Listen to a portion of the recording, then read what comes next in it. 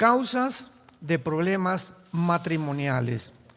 Ahora, muy bien, vamos a comenzar desde la A hasta la Z para identificar la causa de un problema.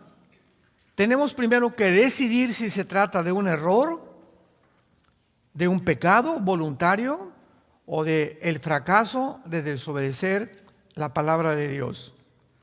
Al hacerlo, vamos también a tener que reconocer que si la Biblia llama a una práctica pecado, sería equivocado llamarlo de otra manera.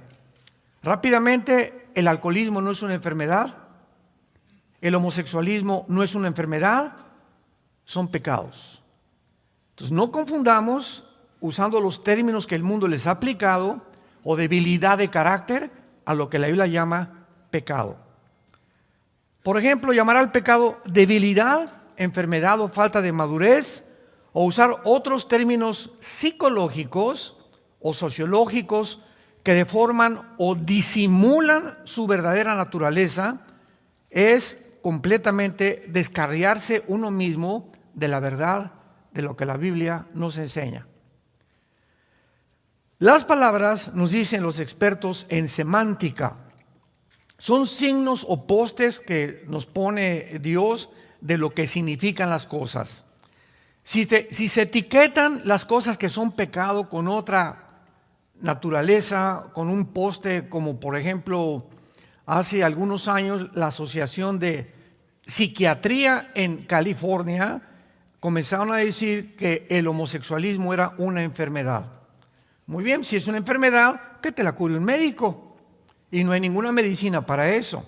Pero si les decimos, es Jesucristo, pueden ir a la cruz. ¿Ven la diferencia? Si le decimos un alcohólico, porque en Alcohólicos Anónimos les dicen que es algo enfermo y que toda la vida van a seguir siendo enfermos. Y no hay ninguna esperanza entonces para una persona porque no, yo soy alcohólico hasta que yo me muera. Pero si le decimos al alcohólico, es Jesucristo la respuesta, lo podemos llevar a la verdadera cura y a la verdadera medicina. ¿Me van siguiendo? Muy bien. Por ejemplo, ya vimos, ¿verdad?, la conducta homosexual como enfermedad, no es ninguna enfermedad. La Biblia le llama y usa dos términos. Uno es abominación y la otra es algo digno de muerte. Veamos estos términos usados en el libro de Levítico, capítulo 18, versículo 22, y a continuación lo explicaré. Dice Levítico 18, 22, no te echarás con varón como con mujer, es abominación. Esta palabra toeva en el hebreo significa detestable y algo que contamina. Por ejemplo, en la iglesia, la organización que tenemos nosotros, tenemos homosexuales, tenemos lesbianas y son bienvenidos porque la iglesia es un hospital. Muy bien. Muchachito, ¿verdad? Qué bueno que vienes a identificarte, que eres gay o que eres homosexual o como le quieras poner de nombre. Sin embargo, te vamos a decir, ¿verdad?, que durante 6 meses te tienes que discipular y en los campamentos de jóvenes no te vamos a permitir ir, mucho menos que seas maestro de la escuela dominical, porque son personas que tienen necesidad de una restauración y no se logra de la noche a la mañana. Decía, por ejemplo, David Wilkerson, uno de los más grandes hombres de Dios del siglo pasado, él fundó lo que se llama Reto a la Juventud, que lo formó con Nicky Cruz. Cuando Nicky Cruz, jefe de las pandillas Mau Mau en Nueva York, fue este pastor David Wilkerson, Nicky Cruz se convirtió siendo el jefe de la pandilla más feroz de Nueva York y de los barrios más de Nueva York, y de ahí sacó un libro que se llama La Cruz y el Puñal. Y David Wilkerson considera el siguiente: de los 30 años para adelante, un homosexual tiene el doble de esfuerzo para rehabilitarse. Antes de los 30 hay una grandísima probabilidad de una rehabilitación más rápida. A los 40 es 3 veces más difícil y de los 50 para adelante es 5 veces más difícil rehabilitar a una persona que ha hecho un hábito, no de una enfermedad, sino de un pecado. Dice Levítico 20, versículo 13, Si alguno se ayuntare con varón como con mujer, es abominación. Ambos han de ser muertos, sobre ellos será su sangre. Recordemos algo, el contexto de los mandamientos de Dios, dados en muchas partes en el Antiguo Testamento, tenemos que recordar el grupo de personas a quien Dios se dirigió. Aquí tenemos un grupo de personas que está sacando Dios y lo está llevando por un desierto, y lo que tienen que cuidar este grupo de personas es cuidarse, purificarse lo más que puedan antes de entrar a la tierra prometida. No lo está diciendo a una grande nación. Entonces, si hay un homosexual en este grupo de personas, es tan peligroso que este muchacho va a contaminar a uno o dos muchachos. Esto es inevitable, porque tarde o temprano se va a acostar con uno o con otro, ¿verdad? Y le va a brincar en la noche o a la semana, y sin que nos demos cuenta, ya en la congregación hay 3 o 4 homosexuales. Hay un ejemplo muy grande que acaba de suceder, lo puedo mencionar porque es del conocimiento público, con el grupo de Hillsong, que fue un grupo precioso, una música lindísima de Jesucristo, pero de repente, allá en Australia, comenzaron a permitir que dentro de la banda de los músicos se subieran homosexuales, y que homosexuales dirigieran también la alabanza. Entonces, a los 6 meses se descubre que 2 de ellos ya se habían casado. Y era una organización que está representando a Jesucristo. ¿Qué pasó con los líderes? Pues al ratito cayó uno, cayó otro, etcétera, etcétera, y se hizo un desbarajuste por todos lados. Claro que todavía sigue, ¿verdad? Esta organización, en muy pocas, casi han renunciado todos los pastores de la mayor parte de las naciones. Hay algunos que son honrados. Brian Houston, que fue el fundador, es un hombre de Dios, con su esposa, ya lo exoneraron, ¿verdad? Me equivoqué, pero desgraciadamente no previmos que cometimos un grandísimo error. Mientras se curan, tenemos que excluirlos, porque contaminan.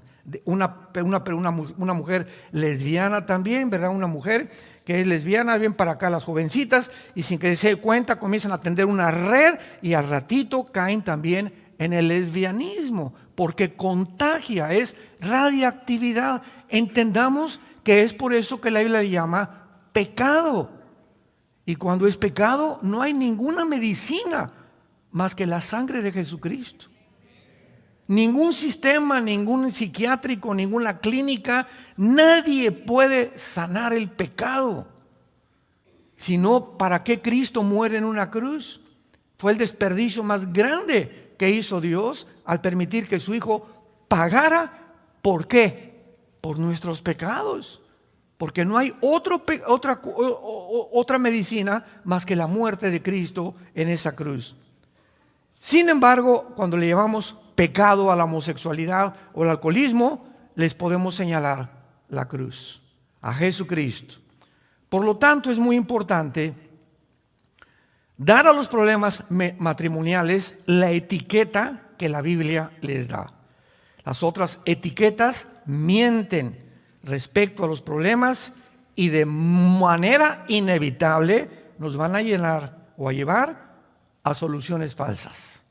Los que reemplazan la palabra pecado por etiquetas modernas, es posible que piensen que es bondadoso hacerlo.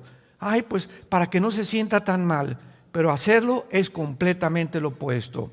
Veamos lo que el apóstol Pablo en 1 de Timoteo capítulo 6 le recomienda a su discípulo más cercano llamado Timoteo.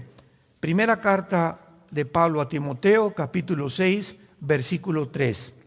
Y dice así: si alguno enseña otra cosa y no se conforma a las sanas palabras de nuestro Señor Jesucristo y a la doctrina que es conforme a la piedad, está envanecido, nada sabe y delira acerca de cuestiones y contiendas de palabras, de las cuales nacen envidias, pleitos, blasfemias, malas sospechas, disputas necias de hombres, corruptos de entendimiento y privados de la verdad, que toman la piedad como fuente de ganancia.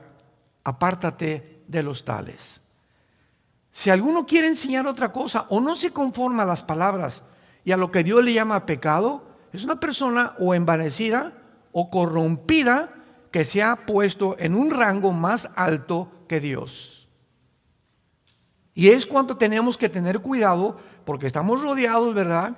Desde que entró la psicología clínica, ¿verdad? No, pues esa persona, y ahí me daba pena ir a muchas naciones y los pastores llevaban a las ovejas al psicólogo o al psiquiatra en lugar de enfrentar el problema como la Biblia lo enfrenta.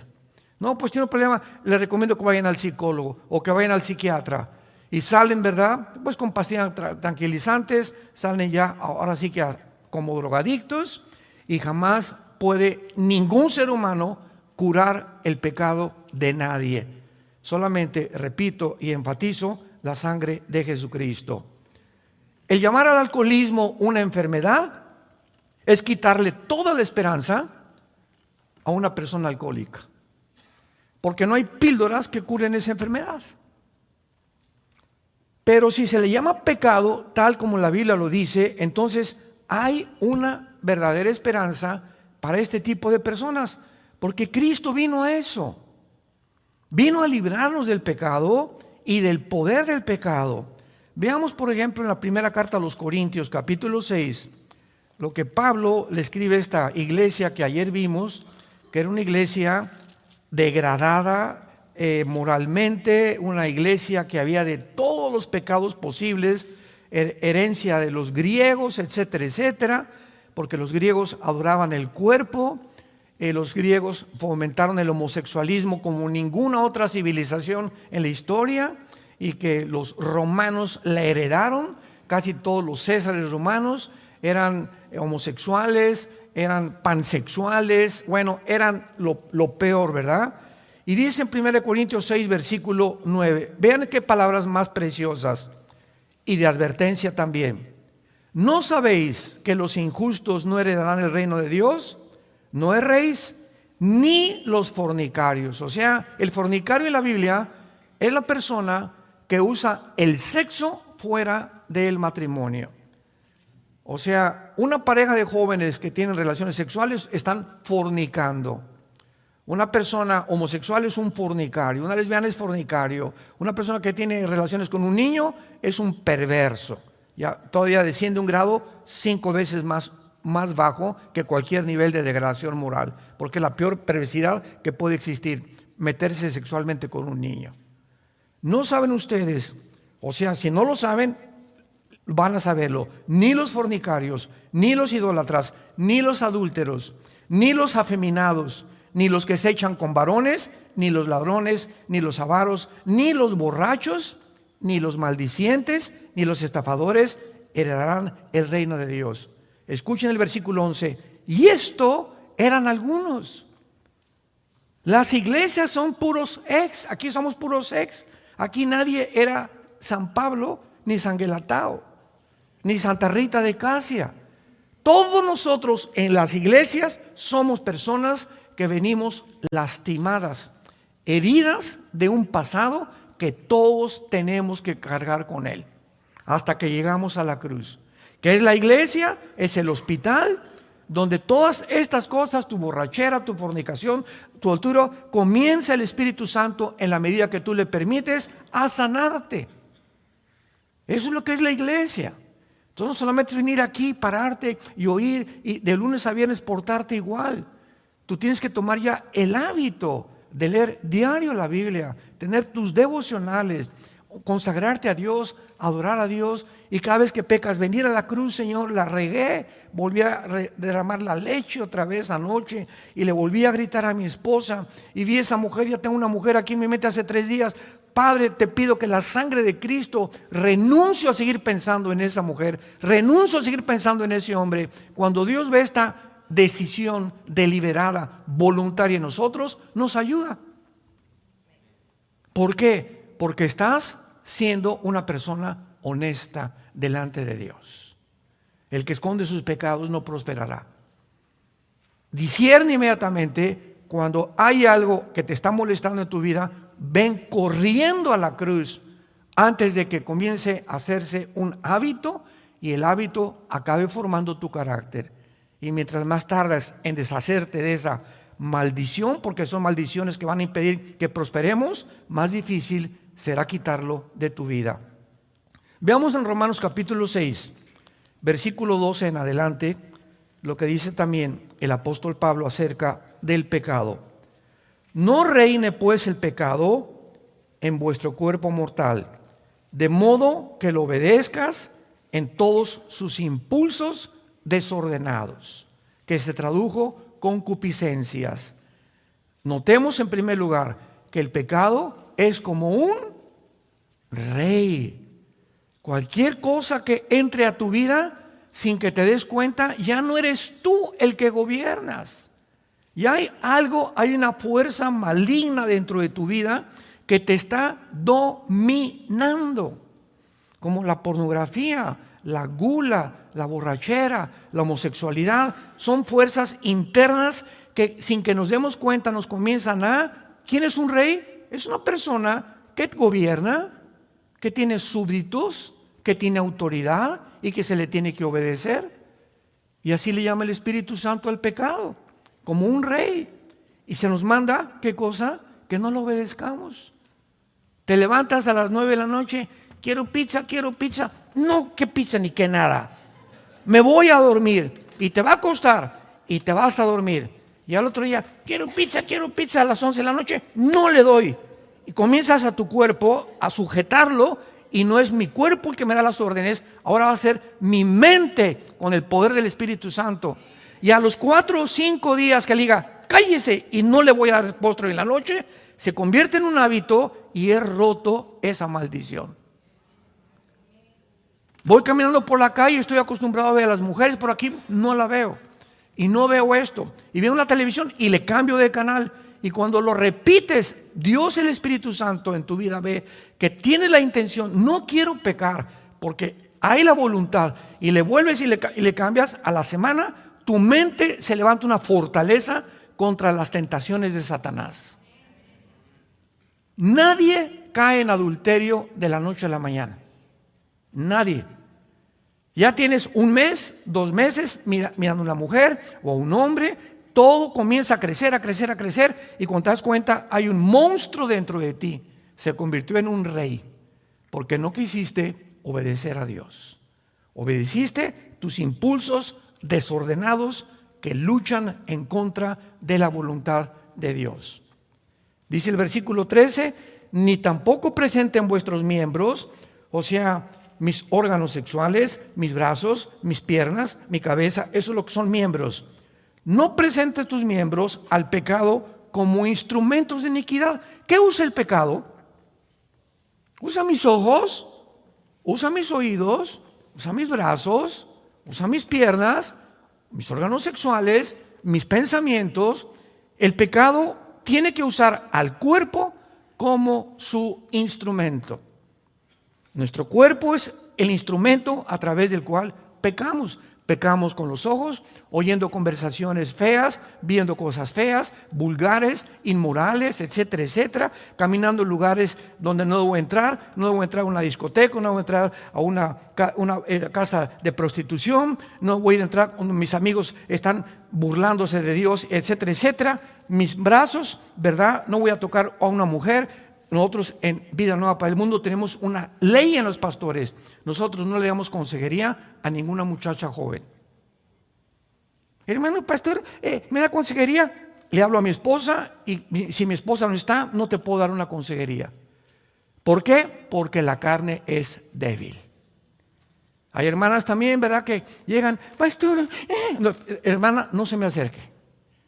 No me chille, chíguele a su esposo o a su mamá.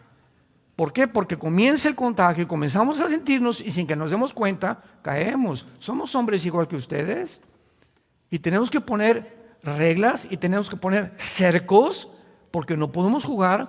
¿Quién jugará con una brasa caliente y la avientas y vas a acabar quemando? Cualquiera que siga mirando a una mujer y la sigues mirando vas a caer en adulterio tarde o temprano. Porque estás jugando y creyendo que puedes vencer. No es cierto, el espíritu está presto, la carne es más débil de lo que nos imaginamos. Nadie es invulnerable al pecado. tenemos que poner cercos y cuidar nuestra mente, nuestros pensamientos, lo que vemos, lo que leemos, lo que observamos, si queremos fortalecer interiormente nuestra alma y luchar contra el pecado. Dice el versículo 14 de Romanos 6, porque el pecado no te tiene por qué dominar, porque no estás bajo la ley, estás bajo la gracia. Ahora, antes de que fuéramos nosotros cristianos, yo me acuerdo, mi padre se murió porque se fumaba 3 cajetillas de cigarros delicados sin filtro. Pobrecito, se murió en 1970, en aquel tiempo no había la información que tenemos de la fumar. Se desayunaba una taza de café así, con 3 bolillos. Y el pan blanco te sube completamente todo aquello que va y favorece la diabetes. Entonces el pan blanco, elimínalo completamente de tu dieta. Trate de buscar pan integral, no tomar refrescos, nada de lata, etcétera, etcétera. Mi padre se muere a los 52 años con 4 ataques al corazón de arteriosclerosis. Me impactó tanto la muerte de mi padre porque era un hombre casi 1,90 de estatura, muy fuerte, etcétera, etcétera. Y engordó, y cuando se dio cuenta estaba bien gordo. Y le encantaban las quesadillas y las grasas y no había tanta información.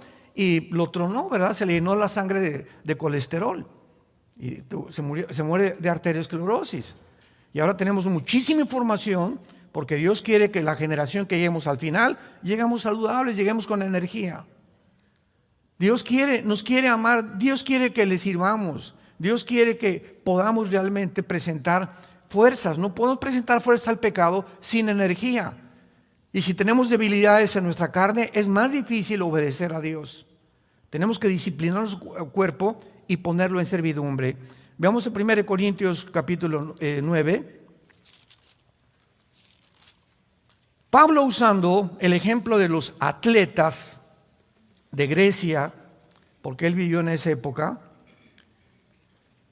usando esta analogía, dice 1 Corintios 9, 25 al 27. Todo aquel que lucha, de todo, ¿qué cosa? ¿Recuerdan ustedes el último campeonato de fútbol en Sudáfrica? Brasil, todo en aquel tiempo jugaba Ronaldinho. De acuerdo a mi consideración, Ronaldinho ha sido el jugador de soccer más impresionante de toda la historia, más que Messi, más que Ronaldo, más que Beckham, más que todos. Era un mago, era un muchacho impresionante. Fue el maestro de Messi precisamente, Ronaldinho. Y Messi lo sigue queriendo muchísimo todavía a Ronaldinho. Bueno, en el campeonato de Sudáfrica, el entrenador de Brasil fue un entrenador, como deben ser los entrenadores, enérgicos. Y les tienen prohibido, por lo menos una semana antes, no tomar, no irse a una fiesta, acostarse a las 9, 10 de la noche, etcétera, etcétera. Ronaldinho, pues, como todos los grandes astros de cualquier cosa, se le subió a la cabeza y se fue a una casa de un prostíbulo, Ronaldinho, a acostarse con 2 o 3 mujeres. Regresó como a las 5 de la mañana, quiero entrenar, y le dijo al entrenador, no juegas en el campeonato. ¿Qué no sabe que hizo Ronaldinho? Serás hijo del que tú me digas, no juegas en el campeonato. Y Ronaldinho desde ahí comenzó a bajar, se levantó un poco, vino a México a jugar, etcétera, etcétera, pero ya nunca en su vida volvió a ser el mismo. ¿Por qué? Todo atleta, todo el que lucha, se abstiene de todo.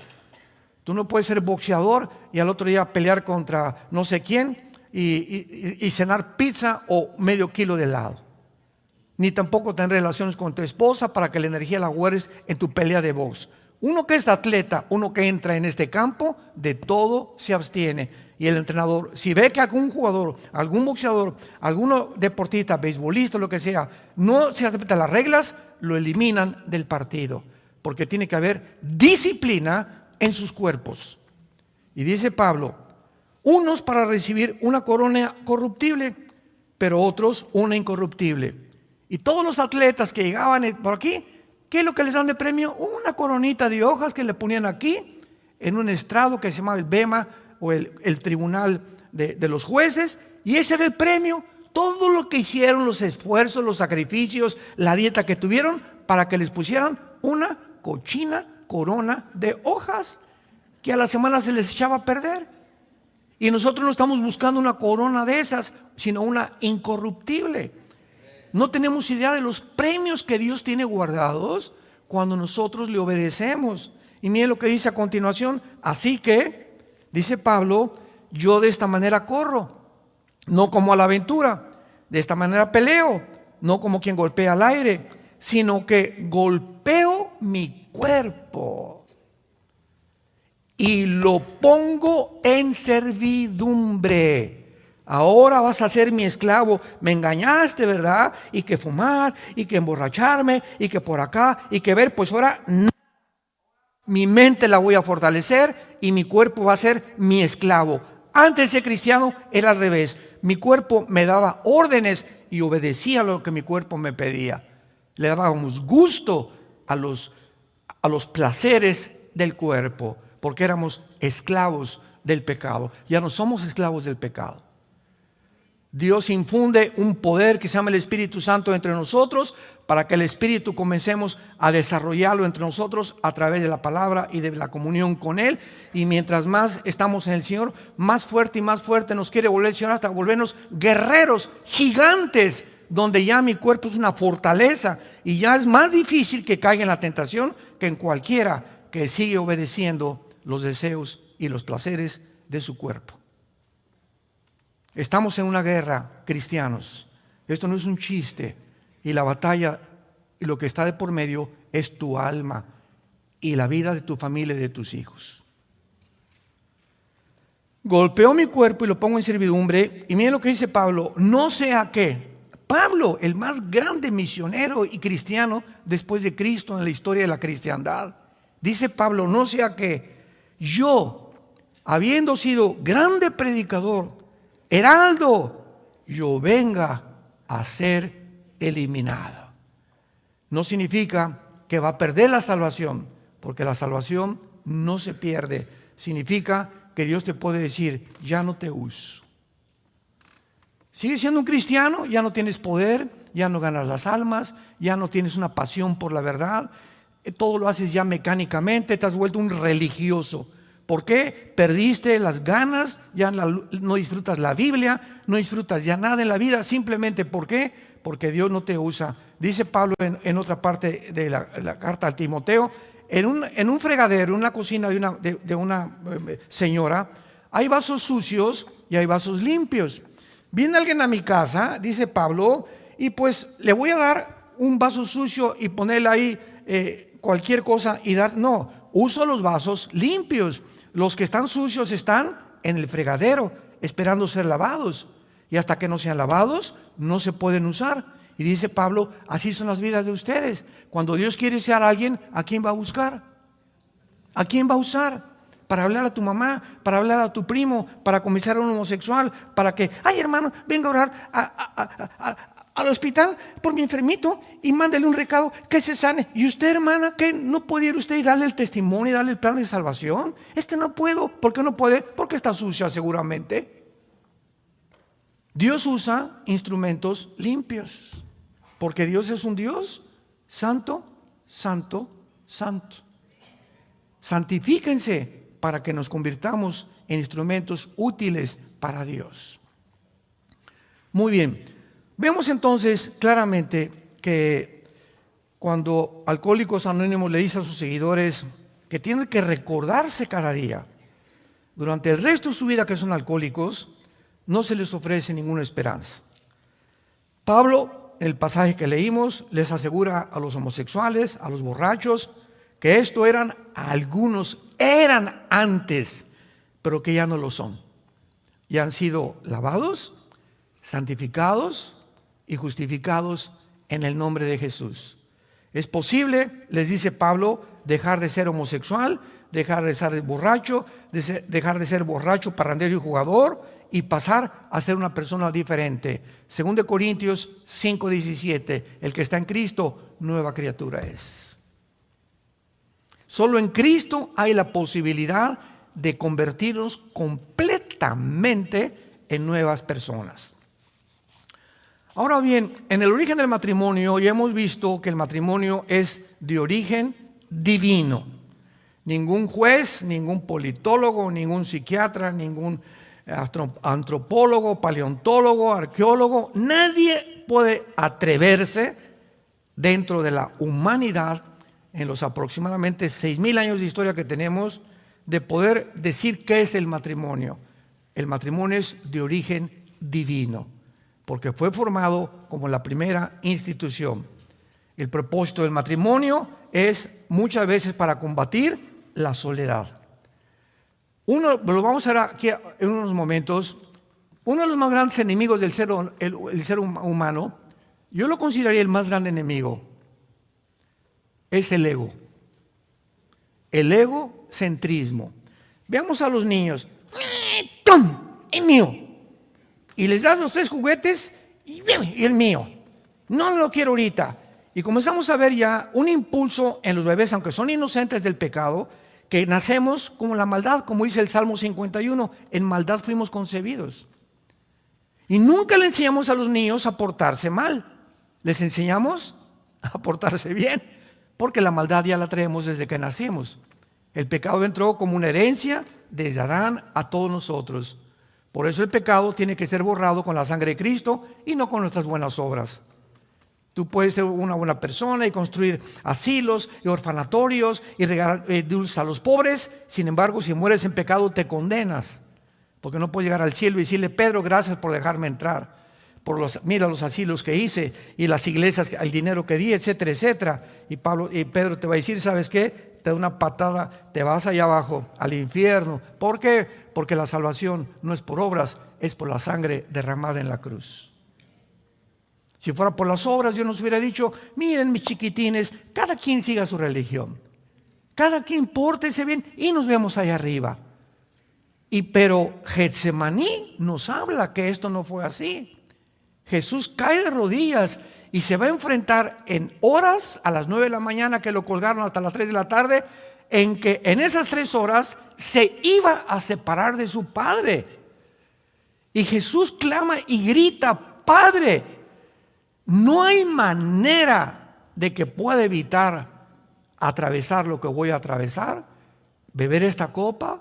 3 veces le dijo Cristo al Padre: no hay otra manera. No habrá manera que venga el arcángel Miguel y él pague por los pecados, o que algún papa los perdone, o que le recen a algún santo, o que siga una buena religión. Y el Padre cerró completamente y le contestó: sin derramamiento de sangre no hay perdón de pecados. Solamente en la cruz tenía que morir un Dios y un hombre, porque ningún hombre puede perdonar pecados a nadie. Solo Dios perdona pecados. El que estaba en la cruz tenía que ser Dios, pero tenía que ser un hombre para identificarse con nosotros por el pecado hereditario de los primeros padres de Adán. No hay manera.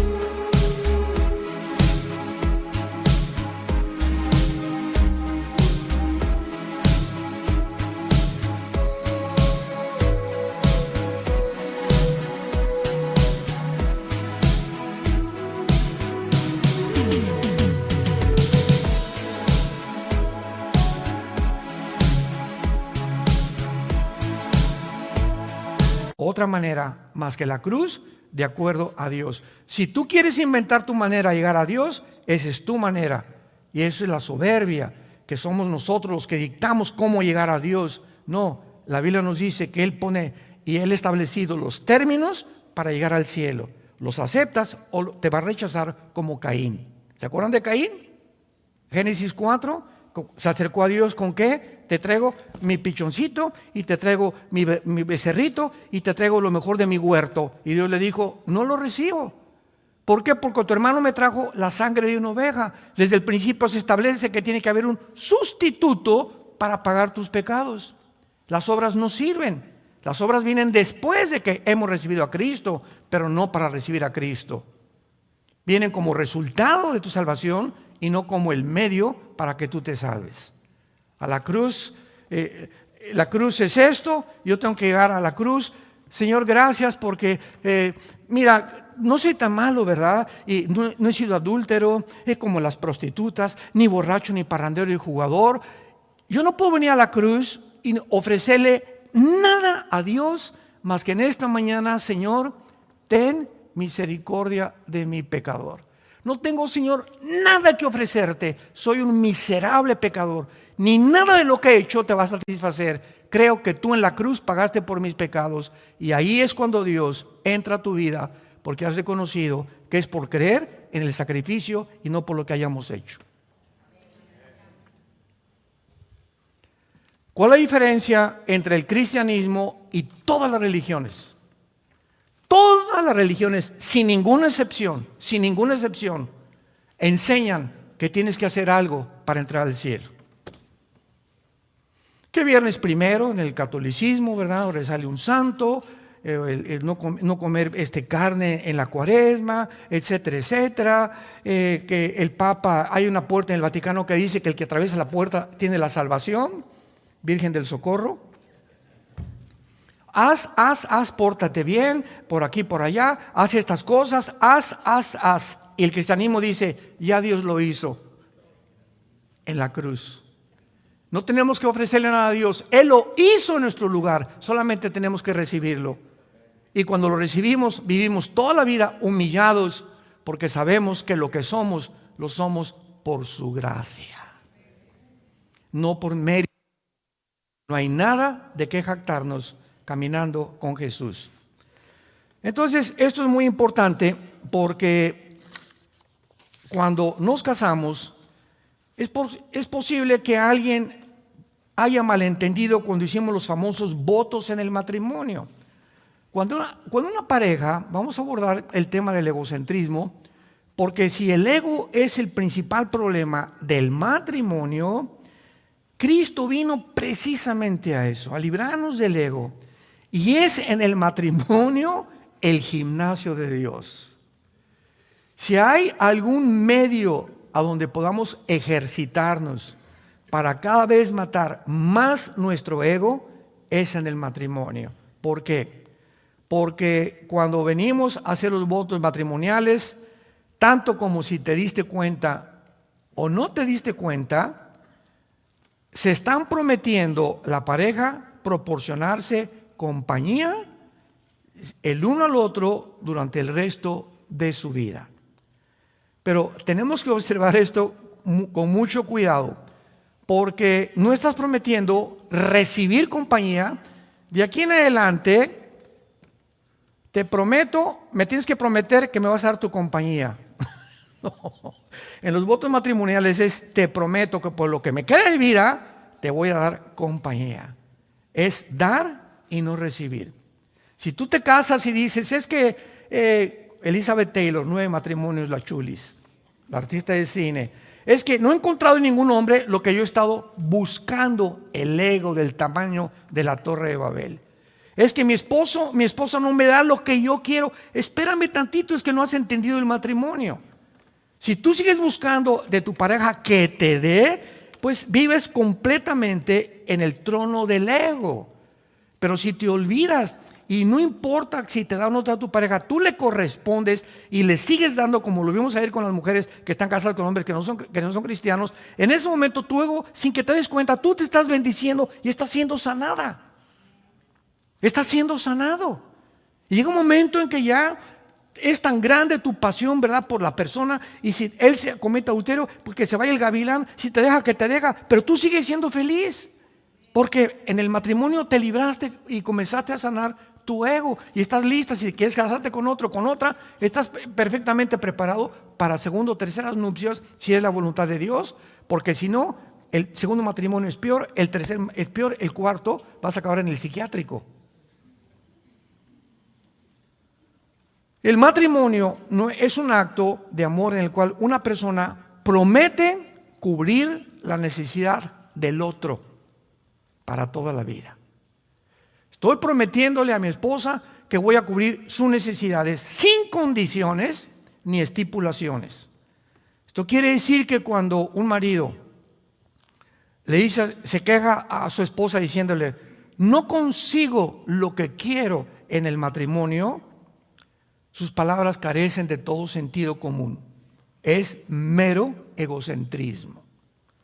Se le tiene que contestar, usted, señora, usted, señor, no entró en el matrimonio a fin de conseguir algo para usted.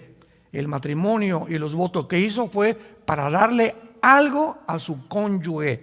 Es el secreto de la vida cristiana. De tal manera Dios amó que... Y eso que hizo Jesús en la cruz, darse en la peor crisis emocional, espiritual de la tortura de los clavos y la corona de espinas, se abandonó a sí mismo, porque cuando sufrimos nos victimizamos y nadie se acuerda de mí y nadie me viene a saludar y estuve en el hospital y no me visitaron, etcétera, etcétera, y nos concentramos en nosotros mismos. Es la reacción psicológica de un ser humano normal. Por eso los más grandes psiquiatras en Brasil, hay uno, se me olvidó el nombre, que examinó la vida psicológica de Cristo. Él no pudo ser un ser humano como nosotros igual, porque en la cruz nunca pensó en él. Y Juan, ahí está tu madre, madre, ahí está tu hijo. En los últimos momentos estaba pensando en los demás. Y no, ya me estoy muriendo, me las pagarás. No somos así, así somos. Al contrario, cada uno hace votos de dar todo lo que puede. Ese es el matrimonio, es el secreto. Y ya si te responde el hombre o no te responde, es problema de Dios y de ellos. Pero si ve Dios que tú eres una persona que estás entregando, está construyendo un guerrerazo Dios, una guerreraza Dios. Porque mientras más te das a los demás o en tu matrimonio, más bendiciones te da Dios durante toda tu vida. Por lo tanto, ¿verdad? La única cuestión es preguntarse, ¿estoy cumpliendo mis votos? ¿Para qué me casé? ¿Para recibir? Y si no, muchas personas dicen, bueno, pues estoy dispuesto a dar con tal de que reciba algo a cambio. Hágame el favor, Jesús, María y el burrito que los acompaña. Pues yo daré lo que sea si recibo algo a cambio. Es una persona centrada en su ego. Veamos en Filipenses capítulo 2 el consejo que recibimos de la Biblia. Y está de por medio la vida de Jesús. Jesús no solamente muere en la cruz, sino que vive una vida completamente libre del ego, para enseñarnos que es nuestro más grande enemigo. Dice Filipenses 2, versículo 3. Nada hagan por contienda o por vanagloria. Antes bien con humildad, estímense unos a otros, cada uno a los demás, como superiores a sí mismo, no mirando cada uno por lo suyo, sino también cada cual por los de los otros. Hay en ustedes este sentir que hubo en Cristo Jesús, el cual siendo en forma de Dios, no estimó el igual ser a Dios como cosa que aferrarse. Ahí está Jesús, el creador de los planetas, los sistemas, las galaxias, las hormigas, los seres humanos, los arcángeles. Y el Padre le dice al Hijo, Hijo, baja a ese planeta insignificante, casi de los más chiquitos que hay en el sistema solar, y vas a hacer esto y esto y esto. Y vas a nacer en un pesebre. El Dios creador del universo, con un papá que va a ser carpintero. Y vas a crecer entre pobres, menesterosos, y vas a hacer el bien, vas a sanar, etcétera, etcétera. No vas a tener nunca un cuarto ni un cojín donde acostarte. Vas a andar en el desierto, en los montes, con un grupo de hombres que te van a seguir, y les vas a enseñar todos los secretos que hay en el cielo para que en la tierra puedan entender cuál es su propósito por lo cual yo los creé. Y finalmente vas a abrir tus brazos en una cruz y todos los que sanaste y todos los que los demonios que le sacaste te van a gritar: crucifícale. Los que te alabaron al entrar a Jerusalén: Hosana el que viene al rey David. En 5 días te van a crucificar. No confíes en los hombres, no confíes en la fama, no confíes en la popularidad, no confíes en los halagos que te hace la gente. No cedas ni te envanezca tu ego, porque no sabes quién soy yo. En los estacionamientos que tenemos en nuestras iglesias llegan los hermanos y tenemos un grupo de personas, estaciónense por ahí. ¿Qué, usted no sabe quién soy yo? No, pero yo sí sé quién soy. Yo soy hijo de Dios. Y si usted quiere obedecer a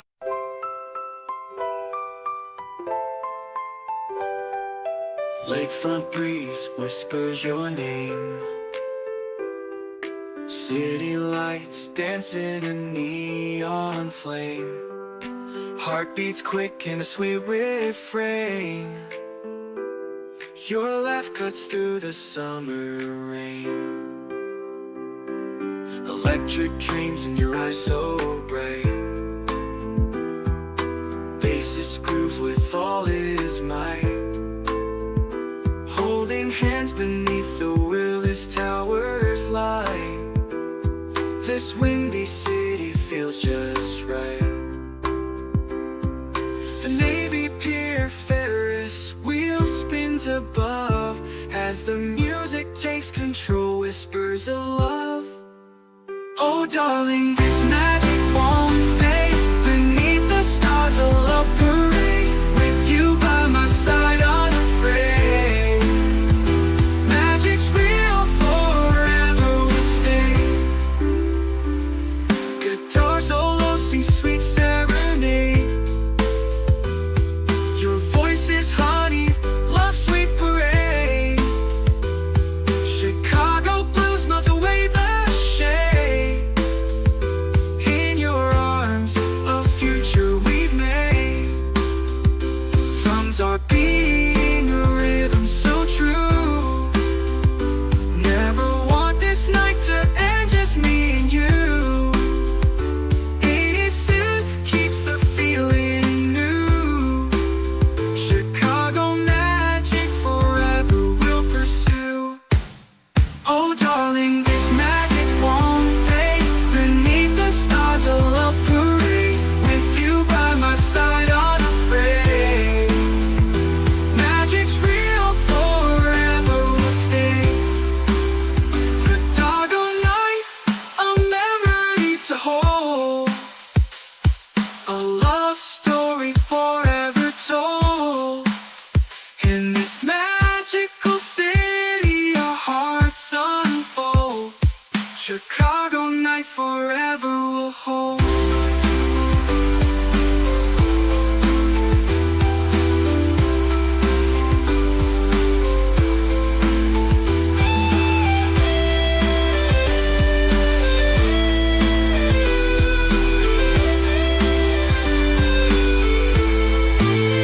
Oh darling, this magic won't fade. Beneath the stars a love parade. With you by my side unafraid. Magic's real, forever will stay. Chicago night forever will hold.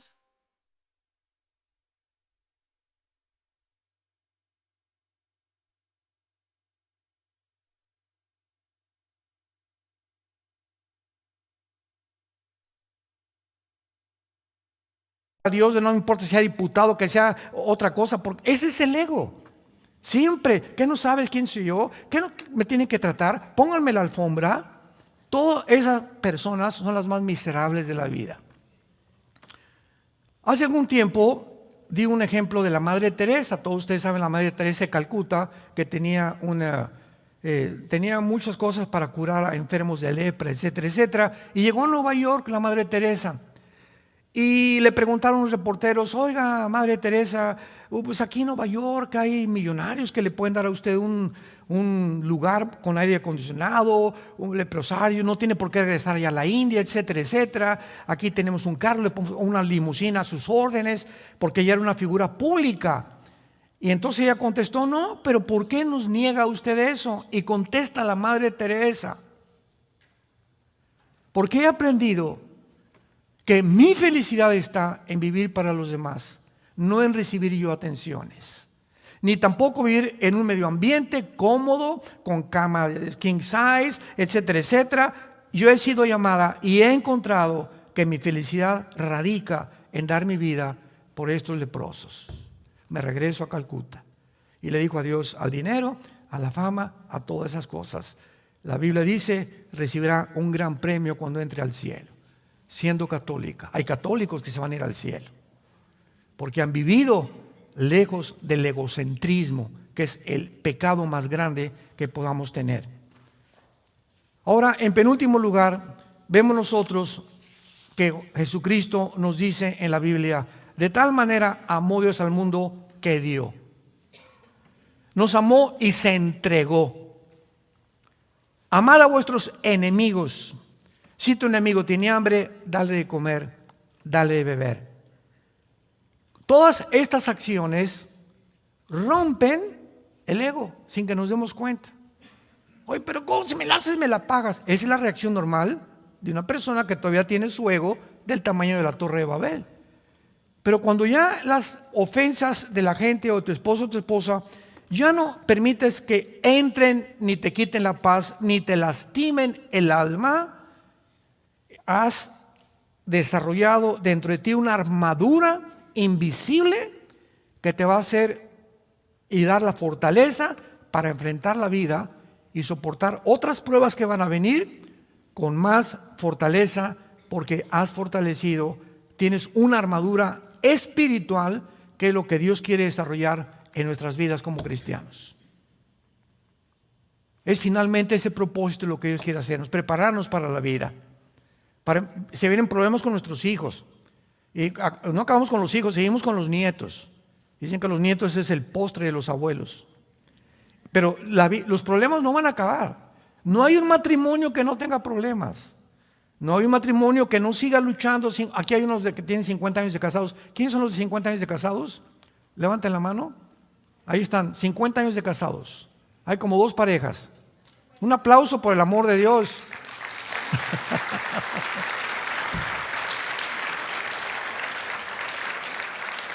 Yo le dije al hermano, hazle una estatua a tu esposa. Y conteste ella, no, los dos nos hemos soportado. Qué lindo, ¿verdad? Para llegar a esa edad, ya las bodas de oro, es porque los dos realmente han puesto su parte. Es la única manera de tener un matrimonio feliz y contento. En otras palabras, notamos que en la Biblia todo comienza con dar. ¿Y dónde se demuestra más el egocentrismo también? ¿En dónde? En la cartera. Porque aquí, cuando sacas la cartera, ahí está completamente, donde está tu tesoro, está tu corazón. Y nos acostumbramos, antes de ser cristianos, a dar limosnas. 5 pesos ahí en la iglesia, 10 pesos, etcétera, etcétera. Lo que les decía ayer, se nos olvida la gente también. Y comenzamos a darnos cuenta que la generosidad es un síntoma de los más grandes que existen, en que estás libre del ego. O que por lo menos vas a la mitad de tu camino, porque cada vez sientes más dar y dar de tu tiempo, de tu dinero, de tu esfuerzo. Llegas a la iglesia y no como al cine. Yo llego en el cine y mis palomitas y mi refresco y no me importa quién está acá ni quién está acá. Cuando llegas a la iglesia no es el cine. Llegas al cine, llegas a la iglesia a dar. Luego, ahorita al seminario, oye, no te conocía, mucho gusto, doña Chole, ¿cómo está usted? La veo medio triste, ¿me permite orar por usted? No, que entramos a la iglesia, santo, santo, santo, no saludamos a nadie, no nos importa a nadie, no pusimos los brazos sobre nadie, no oramos sobre nadie. ¿Por qué? Porque nuestro ego nos sigue controlando. Qué tristeza ver iglesias así, donde cada quien, ¿verdad? Nomás lo mío con orejeras y no saluda a nadie. Oye, mucho gusto, yo no la había visto cuando llegó usted a la iglesia. Mi nombre es fulano de tal, soy plomero, soy arquitecto, me da mucho gusto que venga. Mira qué bonita familia tiene, estamos para servirles, ¿eh? Y la gente cuando llega a una iglesia y ve que la gente lo recibe así, ¿a quién no le gusta que nos traten bien? ¿A quién no? Vean, este hotel es una característica de los buenos hoteles. Cuando llegas, oiga, señor Alducci, no, señor Alducci, le dije, ¿de dónde me conoces, compadre? ¿Qué, hemos estado en la cárcel juntos o qué? No, de hace 2, 3 años. ¿Cómo que hace 3 años? Sí, porque nos enseñaron a tener una lista de personas que pudiéramos apuntar, los que traen grupos, etcétera, etcétera, y hablarles por su nombre. Porque si alguien se siente importante, es que te digan, oiga, señor Díaz, bienvenido. Ya saben que soy el señor Díaz y me reciben bien, ¿verdad? A todos nos gusta eso, ahí está el ego, ¿no? Ahí está el ego. Nos gusta que nos alaben, que nos exalten, etcétera, etcétera, que nos admiren. Ese es el ego. Y cuando ya evadimos todas esas cosas y lo único que nos importa es buscar dar y pasar tiempo, Cristo se detuvo en todo su ministerio 3, 4 horas con una mujer que llevaba 5 matrimonios, la samaritana, capítulo 4 de San Juan. Una mujer que llevaba 5 matrimonios y con el que estaba viviendo, la chulis, era su amante. ¿Y qué llegó Cristo con esta mujer a decirle? Eres una pecadora, etcétera, etcétera, dame de beber. Sí, y te voy a decir que esa agua vas a volver a tener sed. O sea, sigue buscando en los hombres la felicidad, nunca vas a estar satisfecho. Pero el agua que yo te daré será una fuente que salte de vida eterna en tu vida. Ya no busques en otras mujeres o las fantasías. Con otro hombre sería más feliz. ¿No es cierto? No es cierto. No es cierto. Si con el que tienes no pasaste la prueba, no vas a pasarla con el otro, ni con la otra tampoco. Son puertas falsas porque buscamos siempre el ego de saber quién me va a hacer feliz. Con esa sí sería feliz, con ese hombre sí sería feliz. Mentiras, mentiras, mentiras. Está siendo deshonesto, deshonesta con Dios. Amémonos como Dios nos ha puesto. Démosle gracias por la esposa que tenemos, los hijos que tenemos y luchemos por nuestra familia. Padre, te damos gracias en esta mañana. Porque sabemos que en el mundo tendremos aflicción. Pablo, quiero decirte, le dice a Timoteo que en los últimos tiempos habrá hombres amadores de sí mismos. La primera característica que Pablo le dice a Timoteo, hombres, mujeres, amadores de sí mismos, centrados en sus intereses, en sus propiedades, en lo que les conviene, en lo que reciben de los demás. Por eso mueren, han alcanzado puestos, presidentes, deportistas, cantantes, y cuando tienen todo eso se dan cuenta que nunca vivieron para los demás. Por lo cual en la tercera edad, en la cuarta edad, van a recibir lo que sembraron y van a morir miserables, vacíos, descubriendo tal vez demasiado tarde que vivieron para ellos mismos. Haya pues este sentir en ustedes que hubo en Cristo Jesús, el cual siendo en forma de Dios, no estimó el igual a ser su Padre en el cielo. Bajo un mundo depravado, a un basurero bajó Dios a caminar entre nosotros y enseñarnos que Él, el creador del universo, se hincaba delante de nosotros a lavarnos los pies. Dios viene a hincarse delante de nosotros. ¿Y nosotros quiénes somos? ¿Cómo puede haber ese orgullo todavía en tantos seres humanos? Tanto egocentrismo en sus propias vidas, buscando siempre aplauso, admiración, halagos que los sirvan, cuando es todo lo contrario lo que Jesús nos enseñó. El más grande entre ustedes no es el que es servido, sino el que sirve a los demás. Ahí está la grandeza, de acuerdo al Dios de la Biblia. Te damos gracias, Señor, en esta mañana por tu palabra, y estamos listos con el poder de tu Espíritu a vivir esa vida que tú quieres que nosotros vivamos, para que podamos realmente decir que por el amor que nos tengamos unos a otros, nuestros mismos hijos sabrán que somos cristianos.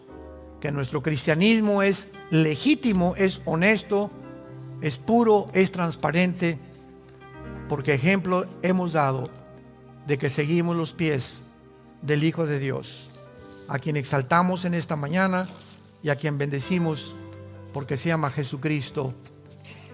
Amén.